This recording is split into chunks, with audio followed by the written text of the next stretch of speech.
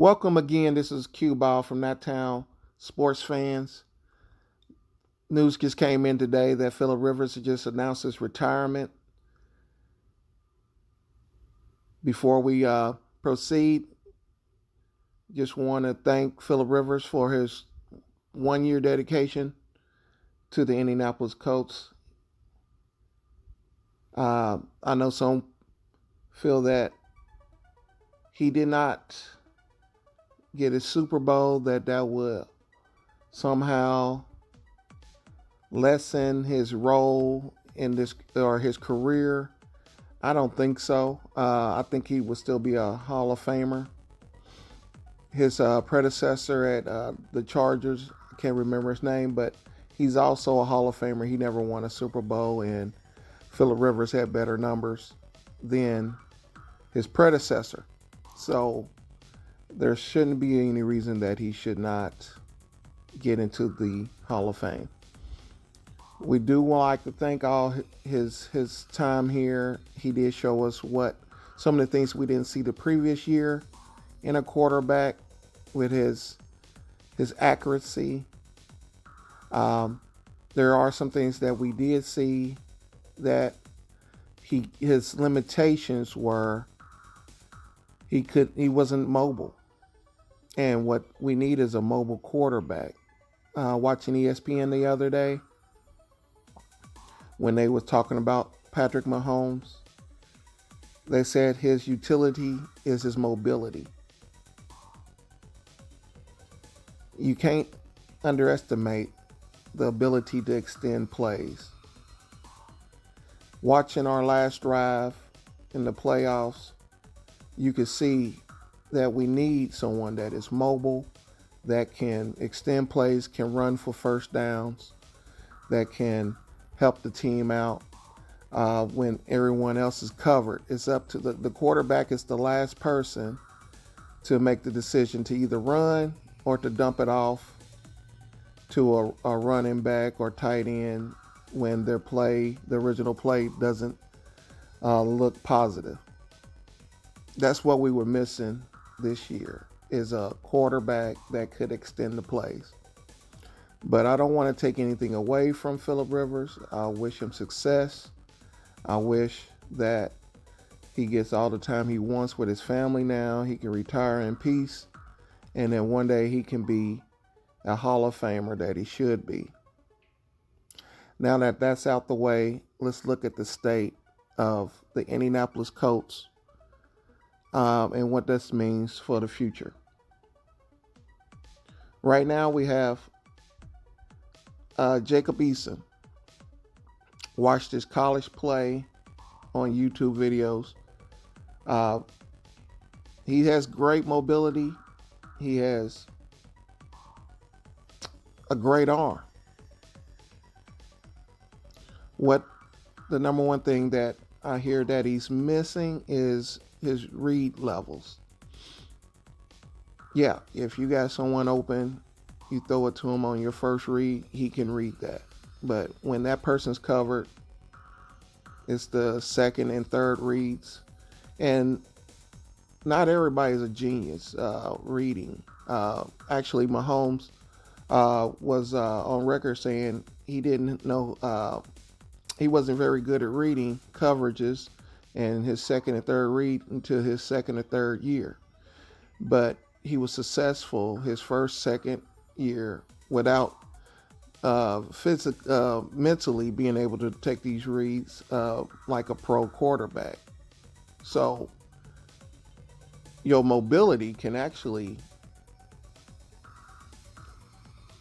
be essential to extending your career, even if you can't make good reads. I mean, look at some of the other quarterbacks. Lamar Jackson, still having trouble making reads, but number one quarterback for the Baltimore Ravens.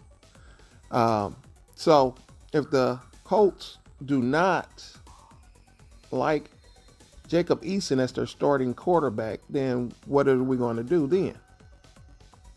Well, moving up in the draft is one option. There are different quarterbacks that Ballard is taking a look at. If he feels like he has the next Mahomes or someone close to it, this might be the year that he moves up in the draft and gets the quarterback of the future. That is one option. If he can get that quarterback that has a lot more promise, then it can open up competition among Jacob Eason and the rookie quarterback, whoever is chosen in that position. That will at least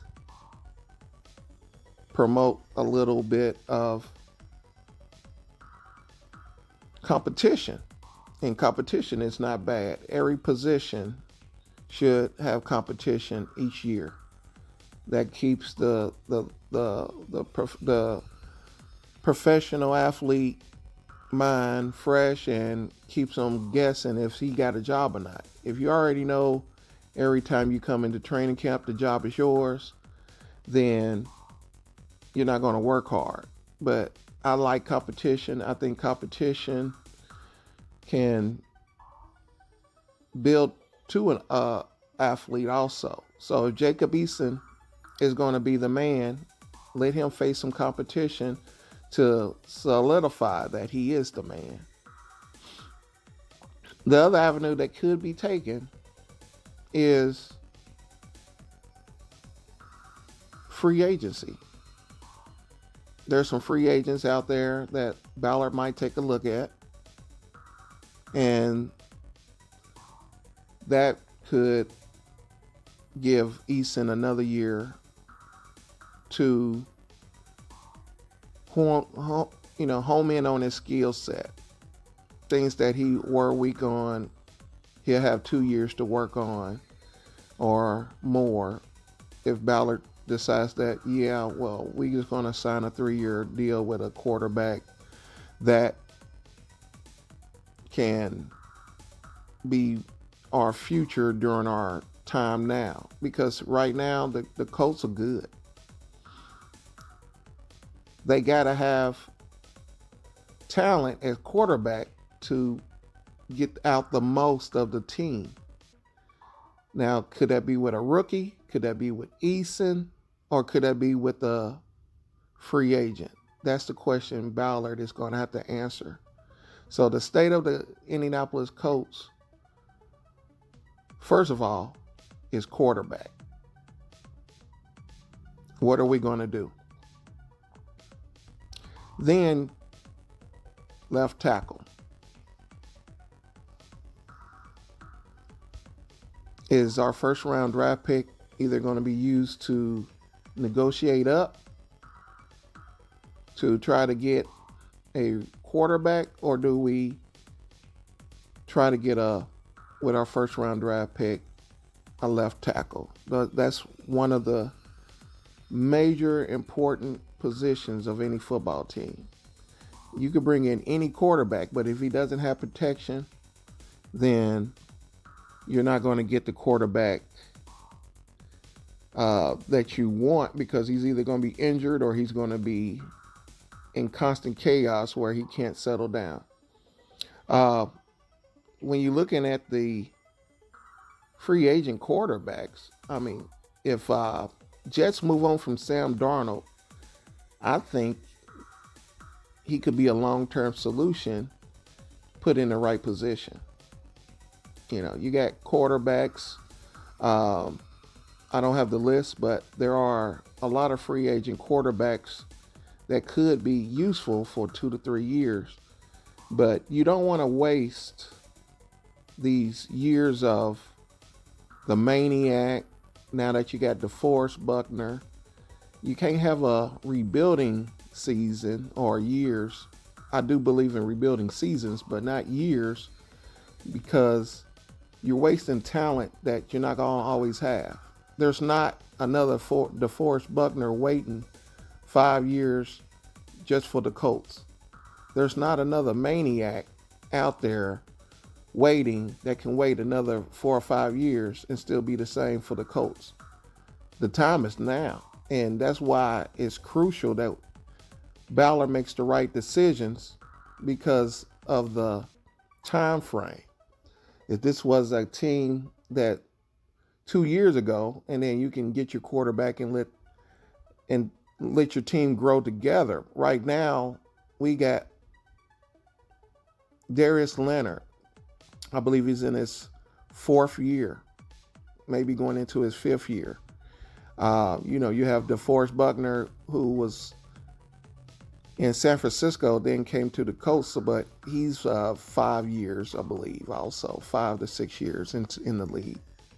So right now is your main time to try to get to the Super Bowl, win the Super Bowl, and that is so important to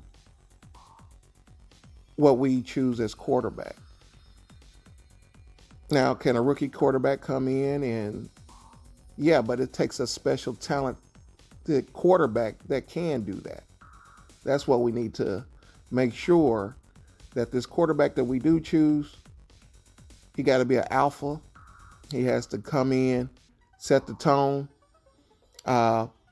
He has great receivers in place. He has a great line. So even though a rookie, if we did get a rookie quarterback, he'll coming in as a rookie, he's going to have to play like a professional pro. And I think we've seen that this year. A lot of Colts fans been paying attention last year to all the quarterbacks, so we see how they did. Look at Hubert. Look how well he did as a rookie quarterback. Now, take Hubert and put him in the Colts system as a rookie. He made mistakes, but he made fantastic plays. His play level was good. You look at Tua, he came in. Look at Hurts, he came in. So a lot of these rookies are doing outstanding jobs coming in as rookies. And what we need, since our team is basically a great defense, is someone that can, I hate to use the word manage the game, but manage the game to a point where they are winnable and that they exceed without making mistakes. We don't need Peyton Manning year one where he threw so many interceptions, but we need someone that can extend plays, pass accurate, and know what to do when in trouble, throw the ball away instead of trying to throw it into tight spots if called for. Then, that's what we need. So the state of the Indianapolis Colts right now is definitely high on this off season. So what are we going to do?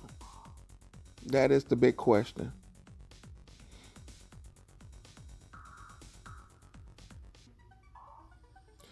Let's take a look at Brissett contract first. It's up. If you go with Eason, do you keep Brissett as a backup? Just in case it gets too rough for Eason. At least you have Jacoby. And is that something Brissett want to do?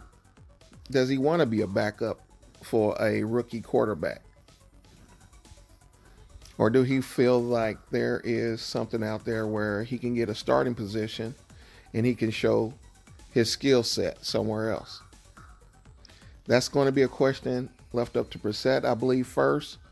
Jim Irsay, he went on record saying that he would love to have the whole team back, especially Brissett and Rivers. Now that Rivers announced his retirement, that now might not be the way of the future for the Indianapolis Colts. Brissett, for one, he might not mind sitting behind a Phillip Rivers, who is a Hall of Fame quarterback. But now you asking Brissett to now sit behind Jacob Eason, a rookie quarterback, and you know that you have the skill set, or you feel that you have the skill set to be a starting NFL quarterback. That might not sit well with Brissett. So this might be where we bid farewell to Jacoby Brissett as an Indianapolis Colt. Like I said before, we have the 21st pick in the 2021 NFL Draft.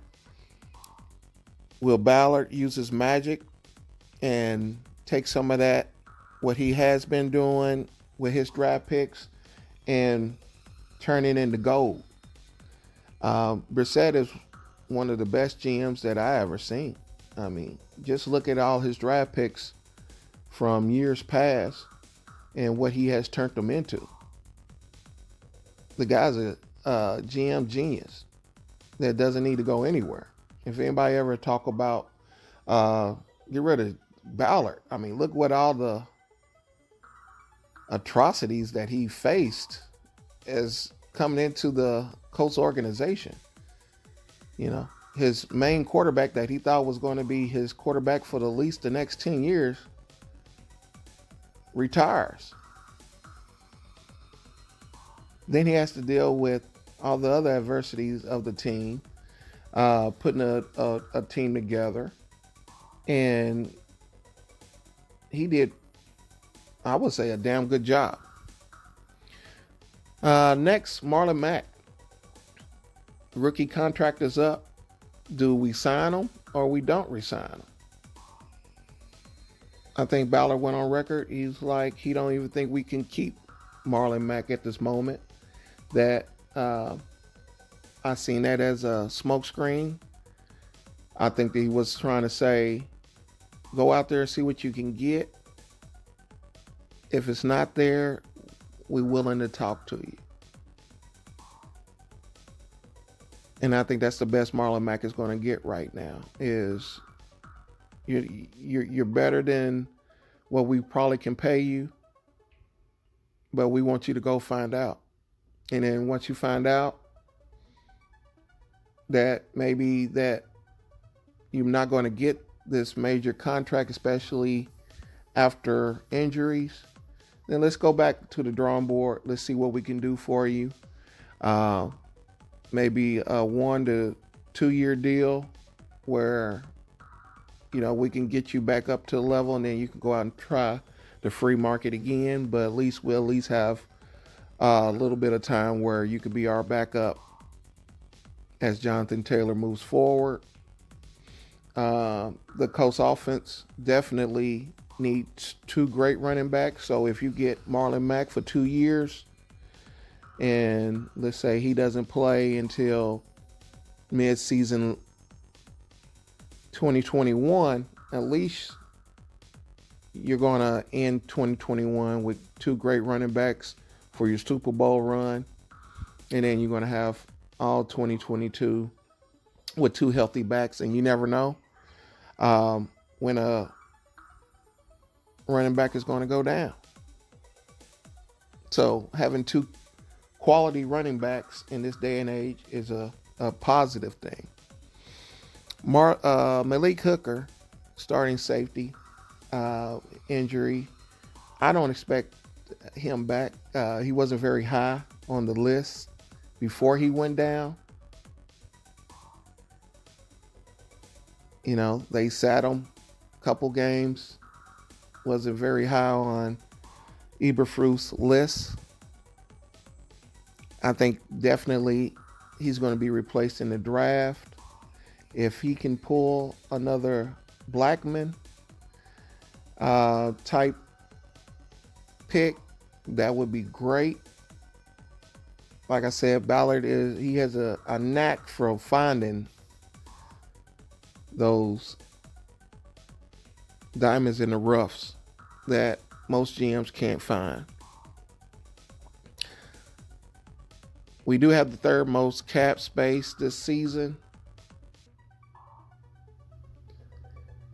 which most of it probably is going to go to if we do sign a free agent quarterback or a free agent player, you know, those are the things that we can use them for, but we're going to have to make sure we spend it wisely. You can't go out there. That's where a lot of GMs get in trouble. They get spending money and they're not utilizing it to the best ability.